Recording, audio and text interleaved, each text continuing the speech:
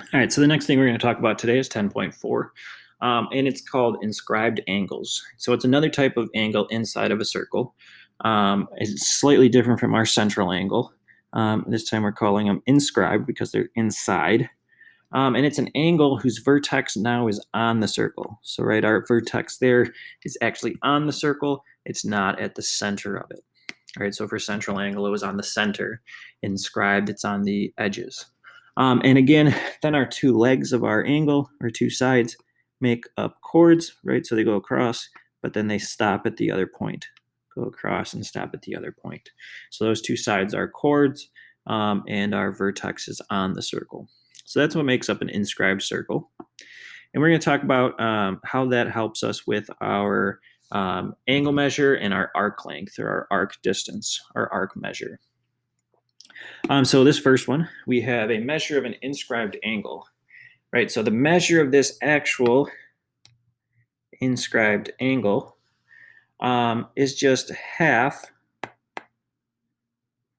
of our arc, right? So this measure is going to be half of this arc measure. And so the same thing goes with the measure of our arc, is then double the angle. And so it's not too bad, pretty somewhat straightforward. And we're going to look at an example down here. So first we're going to look at, we want to know the measure of angle RTS, right? So we want to know this measure. We know the arc length of RS is 48. So then to go from arc length or arc measure to angle measure, we just half it, right? So 48 divided by 2 gets us to 24 degrees. Just divided it by 2.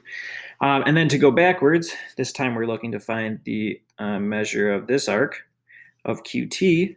We're given our angle measure in here is 50. So all we got to do is 50 times 2. Right now we're going from angle measure out to our arc. So we're multiplying by 2. We get to 100 degrees. So they're pretty straightforward, depending on, just make sure you're paying attention to whether you're given the angle measure or whether you're given the arc measure.